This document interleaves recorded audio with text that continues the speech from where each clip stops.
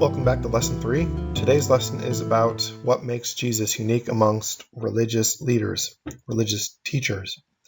And primarily, the answer to that is right on the screen. It's the Incarnation. The Incarnation means that Jesus from eternity, God from eternity, took upon himself a human nature. That is a once-in-a-lifetime event, and that is what makes Jesus most unique amongst all religious teachers. Let's look at the story from the Bible. There were three Magi that arrived in Jerusalem to Herod's palace. What were they looking for? They were looking for the new king of Israel. So, of course, the first place they would go is the palace, because that's where you'd expect a king. When they get there, however, they don't find Jesus, they find Herod. Who were these guys? The word Magi is where we get our modern word magician. But don't think of magician here like card tricks and stuff like that, or Harry Potter. These guys were followers of Zoroaster. Now, Zoroastrianism was a belief mainly in two gods, an all-good God and an evil God. And that explains why there's evil in the world and good in the world, because these two gods, both infinite, are fighting over us and the world itself. It's actually very similar to Christianity, where we have our belief in God and the devil, except in Christianity, the devil is not an eternal God of evil. He is a creation of God. He was created good, but used his free will to turn away from him. So that is the main difference.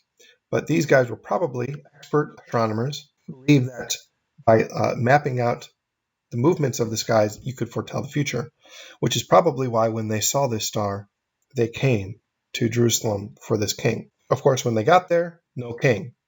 So they're looking for a king. Herod says, well, why are you looking? They said, well, there's a prophecy. So Herod asks his advisors, is there anything in the Jewish Bible that gives a prophecy about a king of Israel? So they open up to Micah chapter 5, which says that the new king of Israel will be born in Bethlehem. So Herod says, look, you go to Bethlehem. If you find this king, come back to me so that I can also go to him and pay him homage.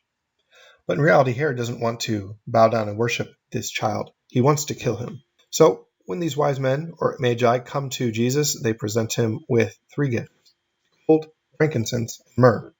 What do these three gifts tell us about Jesus? Well, all three of them have symbolic meaning.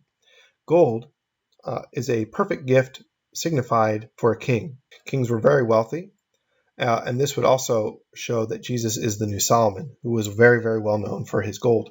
The second is frankincense, and we are less familiar with frankincense, but the word incense is in it because that's what it is. It's a kind of incense. We use incense at Mass. It's that smoke that smells very nice, or some people really hate it, but I kind of like it. And it's supposed to symbolize our prayers lifting up to God, right? As the smoke flies up in the air. It is our prayers lifting up to God. So what does this symbolize? It tells us about Jesus' priesthood as somebody who would offer incense, but also his divine nature. Now, the weirdest one is myrrh, because it's a very unusual gift to give a child. It is basically a gift that was often used and was used for Jesus' body to embalm it. So you use it on a dead body to preserve it. Well, why would you give a gift like this to a baby? It would be like if you came to my house when my newborn child was born and you said, I got you this great gift, and you presented me with a coffin for my child. I would be probably a little offended, but this is what they bring to him. So why? This gift symbolizes that this child is born to die. Jesus himself says, I came in this world to die. So these first three Christmas gifts tell us a lot about who Jesus is and was. He is king, priest, he is both God and man. Now, I want to clarify this a little bit by saying that Jesus is one person with two natures. There's not two people in Jesus, right? He's not two persons. He is not Jesus the God and Jesus the man, and they're arguing with each other in his head. He is one person with a divine nature, a human nature. His divine nature was eternal. The second person of the Trinity existed from all eternity. His human nature was acquired in the course of time. This is what makes Jesus unique amongst all religious and historical figures. And in the next slide, we'll explore that just a little more. If you look at the pictures I have imaged here, the Buddha, I have Moses, and I have a Middle Eastern man. You can't actually represent Muhammad. It's against their religion to represent Muhammad. all great religious figures, Jesus is unique. Why? Jesus alone worked miracles. The Buddha claimed no miracles for himself. In fact, he actually told his disciples that if they ever saw a miracle, they should distrust that in that miracle. Because for the Buddha, everything in the physical reality was an illusion. So if ever you saw a miracle in physical reality, it was just an illusion anyway. So the Buddha didn't put a whole lot of weight in miracles. Muhammad also did not work any miracles. Now you might say, well, didn't Moses work a miracle? And I guess you could say he did, but all the miracles he did through the power of God, and he would admit that. Jesus seems to do his miracles by his own authority. And later, in Acts of the Apostles, Peter and Paul are working miracles in whose name? In Jesus' name. Jesus alone was pre-announced by prophets. There was no ancient text predicting that the Buddha would be born at a specific time, at a specific place, with particular features.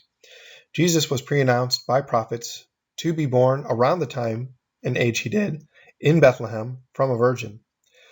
The fact that he is pre-announced in such a way and fulfills many of these, I should say all of these prophecies from the Old Testament, indicate to us that we should at least investigate the claims this man is making. One of the things that really surprised people about Jesus was they said that he taught with authority, not like the scribes and the Pharisees. The scribes and the Pharisees would often refer back to Moses. They would say, well, Moses said this. Jesus said, Moses said this, but I tell you something else. Well, who is this guy who thinks he can tell us all these things as if he's God himself? Jesus said, unless you love me more than your mother and father, you are not worthy of me. What kind of person talks like that unless he himself is God? Of all the religious figures, he alone claimed to be God, proved it through his miracles and resurrection, and that he is our only salvation. The Buddha said, I'm certainly not a god, but I have discovered a way for you to follow. Muhammad also said, don't worship me, there's only one God, but listen, I have a revelation he gave me. This is what makes Jesus unique amongst all religious figures and human figures, and it's what makes Christianity unique as a religion. Thank you for your time.